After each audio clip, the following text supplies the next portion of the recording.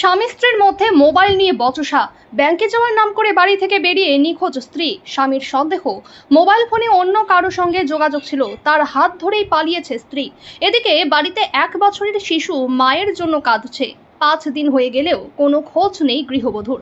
জলপাইগুড়ি জেলার রাজগঞ্জ সুভাষপল্লীর ঘটনা। শ্বশুর শাশুড়ি বলছেন, স্বামী স্ত্রীর মধ্যে মোবাইল ফোন নিয়েই ঝামেলা। দিনে বাড়িতে আমরা কেউ থাকি না, সেই সময় নাকি মোবাইল ফোনে অন্য কারোর সঙ্গে কথা বলতো। তবে যাই হোক, ছোট ছেলেটাকে সামলাতে যেন মা হিসাবে ডালি ঘরে ফিরে আসে।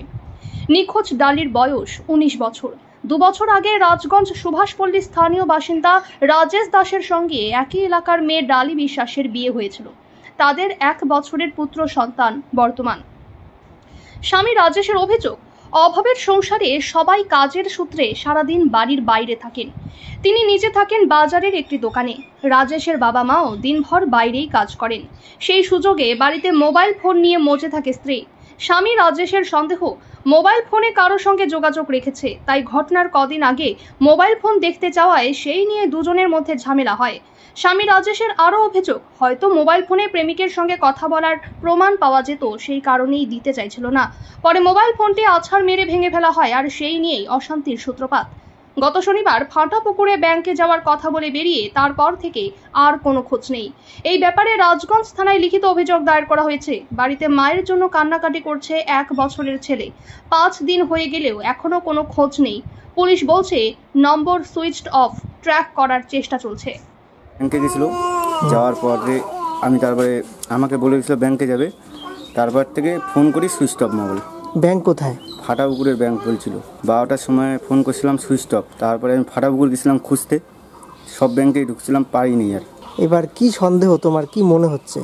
আমার তো সন্দেহ, একটা ছেলের সাথে আগে ফোন টোন করতো, ওই ছেলেটাকে বর্তমানে আমি চিনতে পারতেছি না। মানে কোন জায়গার ছেলে? কালীনগরের। তোমাদের বিয়ের কত বছর হয়েছে? 2 বছর।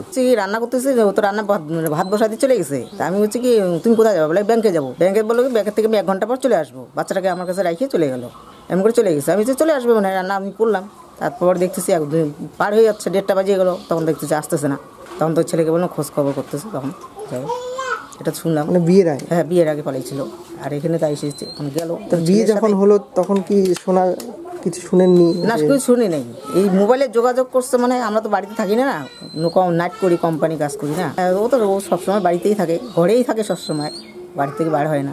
ওদের এখন কি সমস্যা কি না ওইটা আমরা বলতে পারি না। এর আগে বলে ছেলেকে বলছিল যে আমি অমুক জায়গায় যাবো ঘুরতে, কিংবা ব্যাংকে যাবো, এইটুকু খবর। আমার মোবাইল নিয়ে কারাকারি, ভাত দিচ্ছে না 1 আশা দিয়ে দিল। ছেলে বললো কি, ডালি আমাকে ভাত দাও, তা ভাত দিল না, ও মোবাইল নিয়ে ব্যস্ত।